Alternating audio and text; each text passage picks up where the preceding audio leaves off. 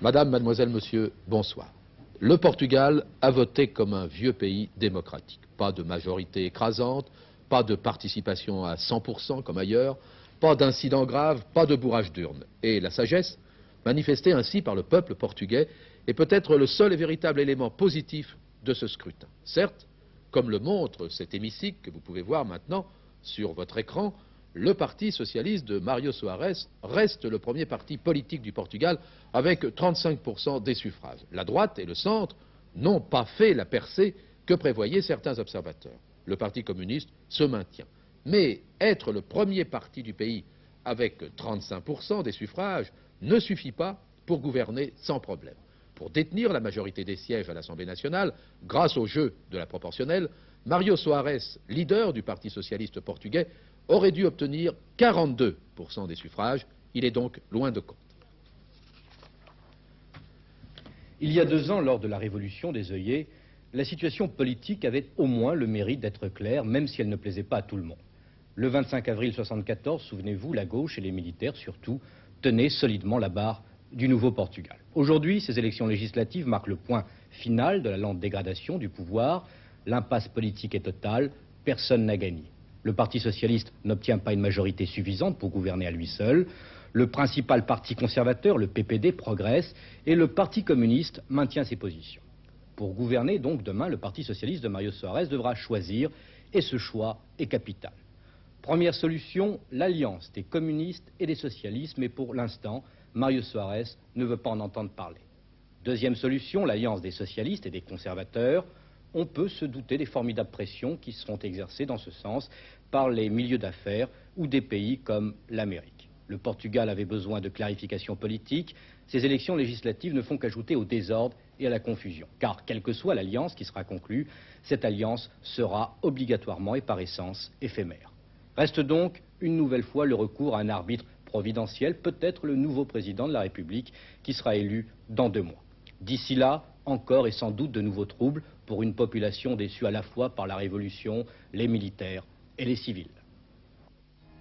Une déception qui avait fait dire à certains que les Portugais voteraient plus à droite. Les conservateurs n'ont pas triomphé. Lisbonne entre maintenant dans une période de compromis et de combinaison politique. Pour gouverner, avec un minimum de stabilité, le Parti socialiste Mário Soares devra s'allier à droite avec celui qui est aujourd'hui le 2e parti du Portugal, les centristes du PPD.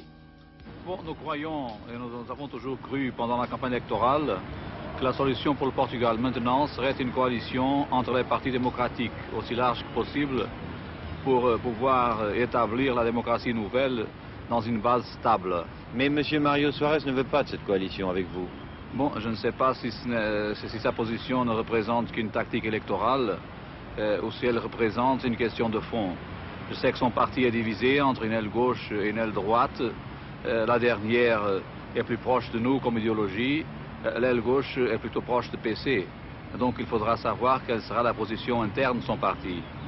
Quant à nous, nous sommes toujours prêts à une coalition entre partis démocratiques, en excluant le PC, car il n'a pas eu un comportement démocratique dans les derniers mois dans le système portugais. Je crois que, de toute façon, tout dépendra de la position des socialistes. Mais si M. Soares forme un gouvernement exclusivement socialiste, est-ce que vous soutiendrez ce gouvernement à la Chambre? Eh bien, tout dépendra de ce qui va se passer chaque jour à la Chambre, c'est-à-dire nous retiendrons donc notre indépendance et nous n'avons pas à établir avec les socialistes des accords partout la table. Mais la solution raisonnable vous paraît une coalition PPD, Parti socialiste? Oui, je le crois bien. Je crois que le pays, pour vaincre la crise économique qui est très grave, pour asseoir une démocratie stable, comme j'avais dit auparavant, le pays a vraiment besoin d'un gouvernement basé largement, autant que possible, et un gouvernement socialiste PPD serait peut-être la solution la plus indiquée.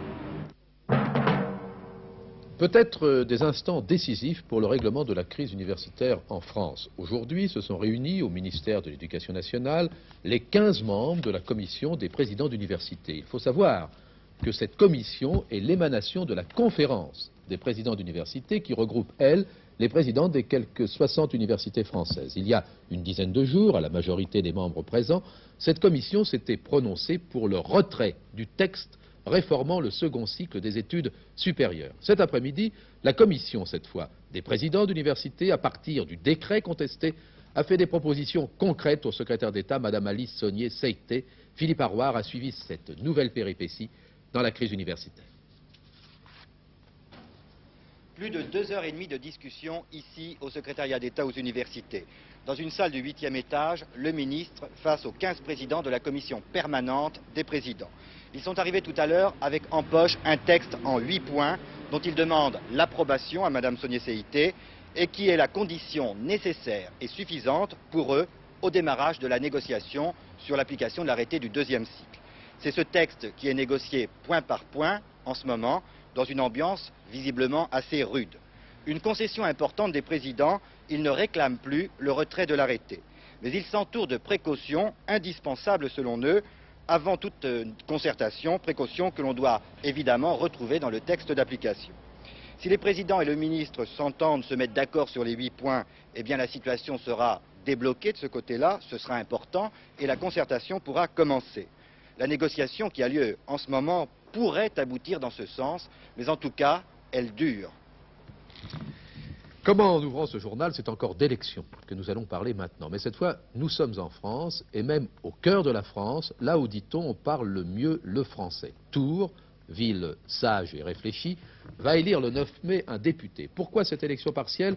En 1973, Jean Royer, maire de Tours, était élu d'emblée député de la première circonscription d'Indre-et-Loire. Puis Georges Pompidou en fit un ministre du commerce et de l'artisanat. On lui doit d'ailleurs cette loi en faveur du petit commerce qui porte son nom.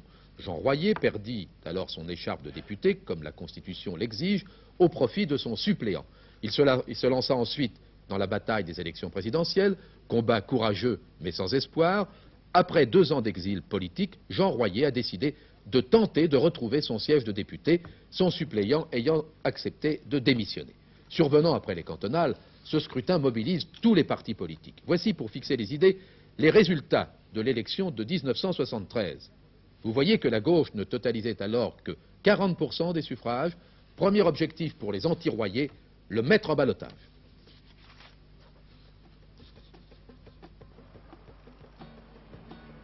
Voici donc Tours, ville paisible et ô combien française de 150 000 habitants à cheval sur la Loire et le Cher, fleurie, aimable et bon enfant, lancée dans une bataille électorale qui d'ores et déjà semble devoir largement dépasser les frontières de ses toits d'ardoise.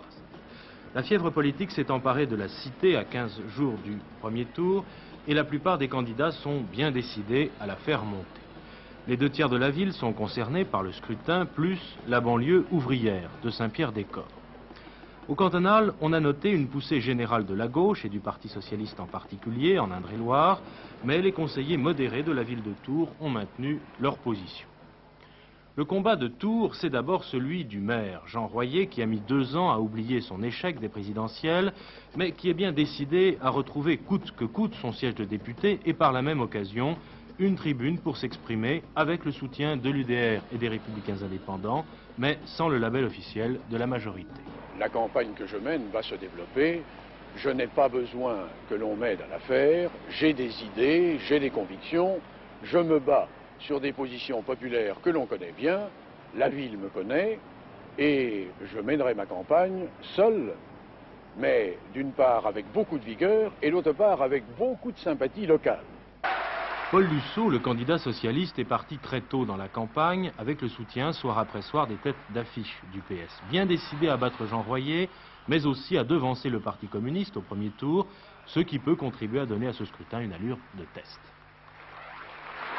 Test n'est peut-être pas le mot exact, mais disons que chaque parti, chaque formation politique a vu dans cette élection le moyen de vérifier si les résultats obtenus au cantonal se trouvaient confirmés dans une situation législative.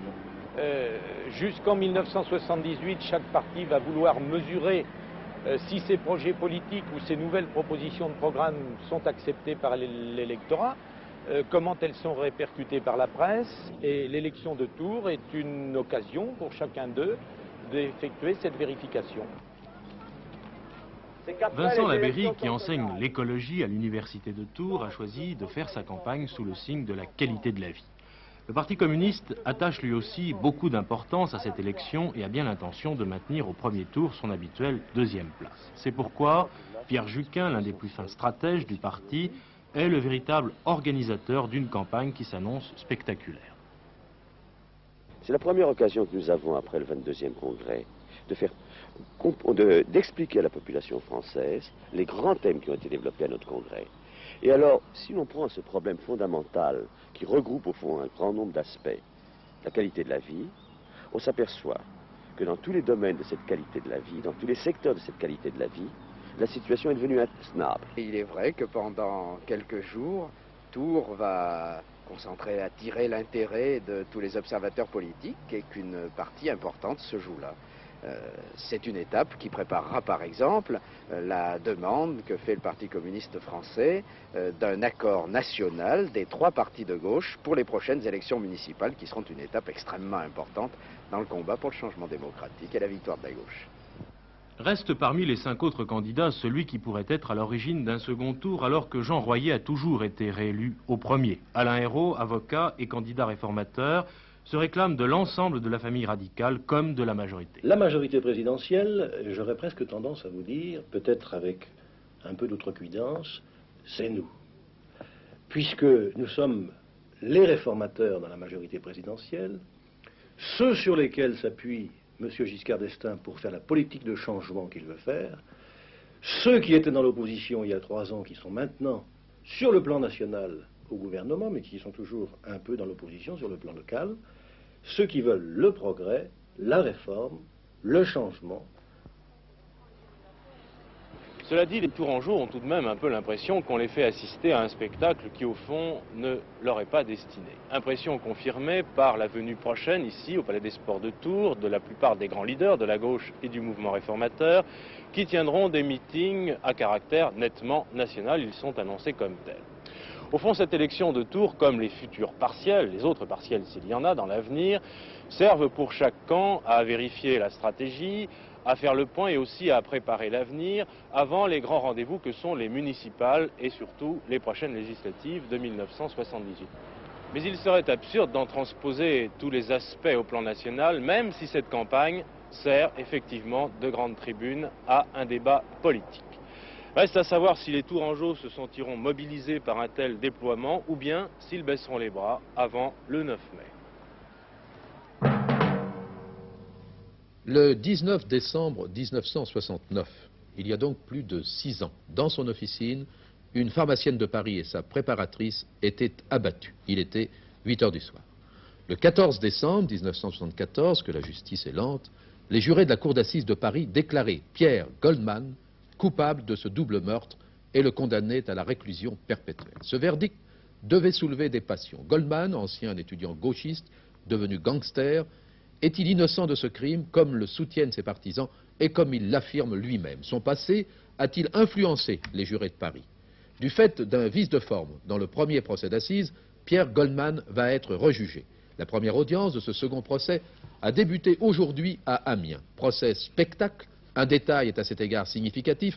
Pour la première fois à Amiens, dans les rangs de l'assistance, femmes et hommes seront mélangés. Jusqu'ici, au cours des procès, comme dans le temps à l'église, les femmes s'asseyaient d'un côté et les hommes de l'autre. Les magistrats d'Amiens n'ont pas voulu offrir au beau monde qui de Paris vient assister à ce procès une image vétuste de leur cour d'assises. Le soleil, les fleurs et les vols de pigeons devant le vieux palais, un symbole du climat de sérénité, c'est le mot, qui entoure ce second procès Goldman. Et c'est donc sans mouvement d'humeur que le cour d'assises et le public ont appris, de la bouche même de Goldman après son arrivée, qu'il ne révélerait pas le nom de son dénonciateur, c'est-à-dire l'informateur X2. Cela ne servirait à rien, Monsieur le Président, dit Goldman. Cet homme sait maintenant que les 2 femmes n'ont pas été tuées avec le pistolet Stahl, comme il l'avait précisé à la police. S'il m'innocentait aujourd'hui, dit Goldman, il lui faudrait rembourser, je mets là des guillemets, rembourser le prix de sa dénonciation. Le président Basse insiste courtoisement dans le genre, mais faites-moi donc plaisir. Mais non, c'est non. Il est étrange, ce nouveau procès Goldman. Tout le monde a changé, même le dossier lui-même s'est quelque peu transformé en raison de l'énorme retentissement qu'a eu l'affaire. En somme, devant le vaste parterre de journalistes, il n'y a plus que des vedettes dont les spectateurs se murmurent les noms. Une défense structurée, Kijman et Pollack, un avocat général, M. Bass, qui a du jarret, un président qui guette les vices de forme avec une parfaite urbanité pour ne pas retourner en cassation, la victime numéro 1, l'agent de police Gérard Quinet, qui depuis des années maintenant sait que ce jour-là, il a été plus que courageux et personne ne le conteste, mais qui sait aussi que son témoignage va être durement contesté. Et puis Goldman, débarrassé de cette folie de l'absolu qui, durant le premier procès, le poussait à provoquer le sort ou la mort. Goldman, devant des jurés qui s'étonnent peut-être et qui, comme tous, sont fascinés par ce personnage hors du commun, semble vouloir aujourd'hui s'expliquer, se battre. Il lui reste 4 jours pour convaincre ses jurés de Picardie. La route sera longue car le doute sur son innocence ce soir n'est pas écarté.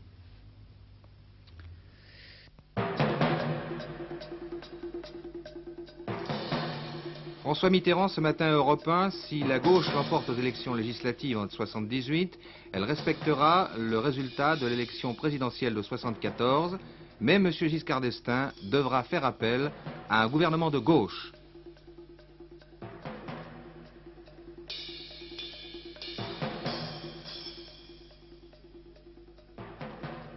Ernesto Geisel, président de la République brésilienne en visite officielle en France pour 3 jours. But de la visite, le développement de la coopération économique avec la France. De leur côté, les partis de gauche et diverses personnalités religieuses protestent contre la visite d'un chef d'État ou disent-elles, on torture les prisonniers politiques. Dernière étape de la réunification du Nord et du Sud, les Vietnamiens ont élu les députés à l'Assemblée nationale unique qui doit siéger bientôt.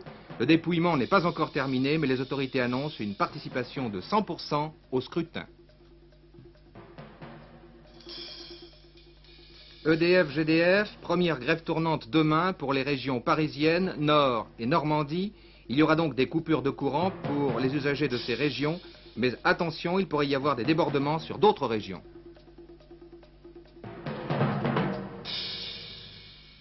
Les plus importants personnages... Merci. Un des plus importants personnages de la hiérarchie soviétique est mort subitement cette nuit à Moscou. Il s'agit du maréchal Gretchko, ministre de la Défense de l'Union soviétique. Georges Bortoli, qui a eu l'occasion de rencontrer le maréchal Gretchko au cours de son long séjour en URSS, va nous dire ce qu'était cet homme mort à 73 ans et qui dirigea notamment les opérations de normalisation en Tchécoslovaquie en 1969. Maréchal de l'Union soviétique, ministre de la Défense, membre du bureau politique, beaucoup d'eau avait coulé sous les ponts de la Moskva depuis que le jeune Andreï Gretchko s'était engagé comme simple soldat dans la cavalerie rouge au temps lointain de la guerre civile. Il avait commandé une armée, puis un groupe d'armées pendant la guerre de 1941 à 1945. Il était devenu un personnage national, puis international. On l'avait vu à Paris en 1972, invité par M. Michel Debré, rendant à l'inconnu l'hommage traditionnel.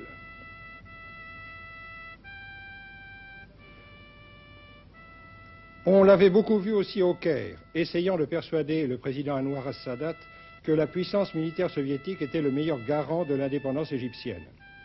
Sadat a préféré depuis se rapprocher des États-Unis, mais la formidable puissance militaire soviétique, elle, n'est contestée par personne, et le grand artisan de ce développement a été le maréchal Andreï Gretchko. Décidément, les hautes sphères de l'URSS sont bien éprouvées. M. Brejnev, dont l'état de santé donne des inquiétudes depuis 1 an et demi environ, prend congé sur congé, et voici que l'un des hommes forts du Politburo, le maréchal Gretchko, disparaît. Le militaire le mieux placé pour lui succéder au ministère de la Défense paraît être, de l'avis des meilleurs spécialistes, le maréchal Yakubovski qui commande actuellement les forces du pacte de Varsovie. Signe particulier, Yakubovski est partisan de maintenir les alliés de l'URSS dans la plus stricte obéissance, tout comme l'était Gretchko qui, en 1969, avait obtenu personnellement le départ de Dubček en Tchécoslovaquie. Théoriquement, on peut aussi désigner un civil comme ministre de la Défense. Rien ne s'y oppose, pas plus à Moscou qu'à Paris. Mais il paraît douteux que les militaires soviétiques laissent échapper un poste aussi important, d'autant plus important, que le ministère de la Défense peut conduire maintenant à l'organisme suprême, le Politburo.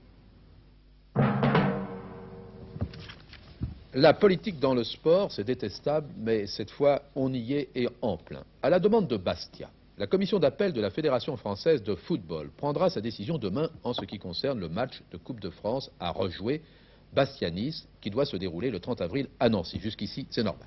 Mais monsieur Médecin, secrétaire d'État au tourisme et maire de Nice, vient de déclarer dans un communiqué qu'il avait demandé au club niçois de ne pas se rendre à Nancy en raison, je cite, de l'exploitation politique scandaleuse faite aujourd'hui des événements survenus au stade Furiani à Bastia à l'occasion du match retour des quarts de finale de la Coupe de France. Et cela, dit monsieur Médecin, afin de ramener la sérénité. Le temps. Eh bien, sur une partie de la France aujourd'hui, le beau temps est revenu, et c'était le cas en particulier sur la région parisienne où la journée a été très ensoleillée, dans le nord-ouest également, ainsi que sur les régions méditerranéennes. Ce retour timide du beau temps était accompagné par des hausses parfois sensibles de la température, comme vous avez pu vous en rendre compte en regardant notre carte des températures, puisqu'il a fait plus chaud en Normandie que sur la Côte d'Azur.